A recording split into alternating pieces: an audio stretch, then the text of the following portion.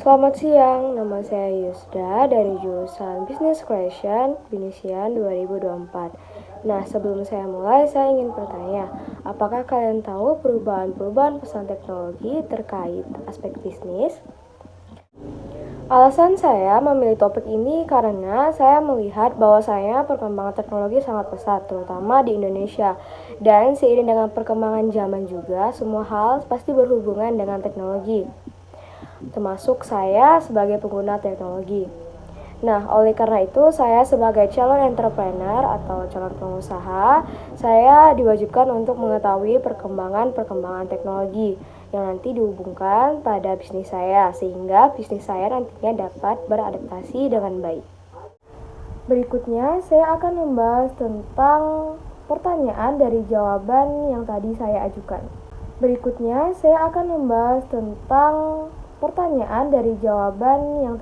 ajukan.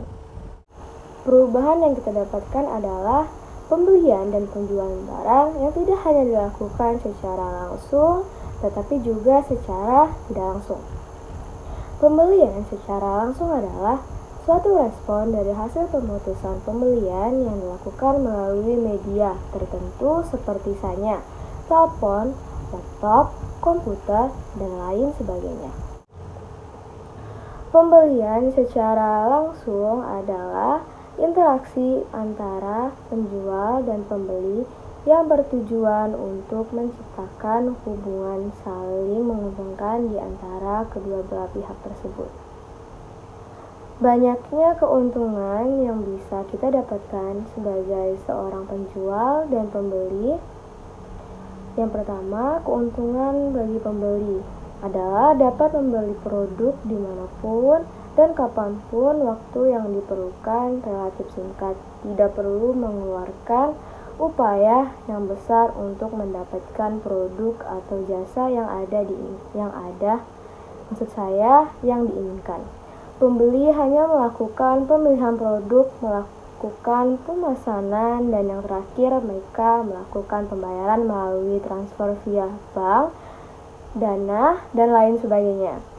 Keuntungan penjualan adalah tidak mengeluarkan pembiayaan yang berlebihan untuk membangun toko, dapat menjangkau lebih banyak atau lebih luas konsumen walaupun dengan jarak yang sangat jauh dan jumlah yang banyak. Promosi penjualan yang dilakukan media komunikasi digital sudah dapat menjangkau segmentasi yang sangat luas tanpa harus membidik langsung secara personal. Keuntungan pembelian secara tidak langsung yaitu tidak memerlukan biaya yang besar untuk melakukannya.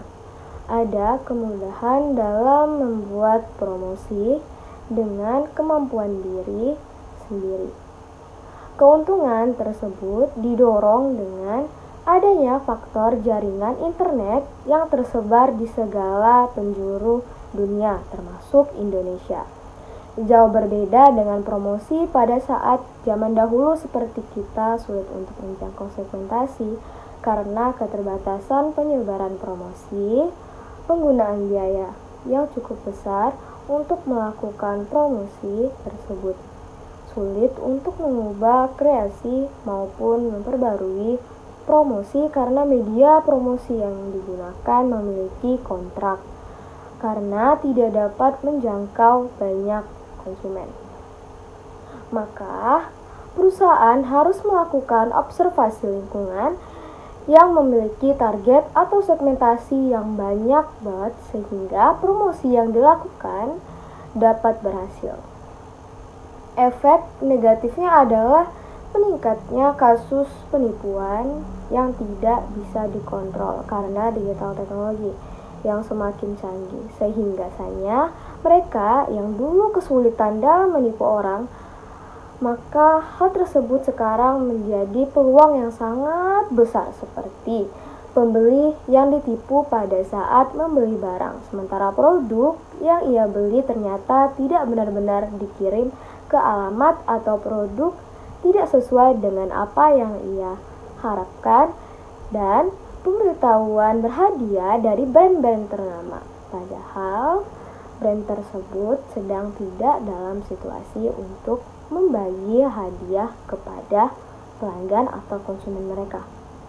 Munculnya tren dari kejahatan model modern ini dikarenakan pemanfaatan dari penyerangan database untuk menguasai data-data yang dimiliki oleh konsumen, sehingga saja dapat digolongkan ke dalam kejahatan yang bernama cybercrime. Tetapi, dengan mengabaikan segala hal terkait dampak negatif dan dampak positif, e-commerce mengalami peningkatan ke arah positif di Indonesia. Terbukti dengan adanya penerimaan e-commerce oleh masyarakat, yaitu Shopee, Tokopedia, Bukalapak, OLX, Blibli, dan masih banyak lagi. E-commerce adalah suatu media untuk berbelanja bagi para konsumen yang menggunakan aplikasi-aplikasi ataupun web-web resmi, sehingga memudahkan konsumen untuk membeli produk tanpa harus berkunjung ke store asli dari penjual tersebut. Oleh sebab itu, dapat kita simpulkan bahwasanya teknologi diciptakan dengan segala kemudahannya. Dan hal tersebutlah yang menjadi wajar bahwa teknologi selalu terhubung dengan kegiatan yang ada di sekitar kita. Namun, untuk menangani perubahan-perubahan teknologi yang berkaitan dengan hal negatif, kita harus lebih berhati-hati lagi dan lebih teliti lagi dalam memilih apa yang harus kita percaya dan apa yang harus kita tidak percaya, sehingga kita dapat menangani hal negatif tersebut sebelum terjadi. Sekian presentasi dari saya, lebih kurangnya saya mohon maaf. Assalamualaikum warahmatullahi wabarakatuh.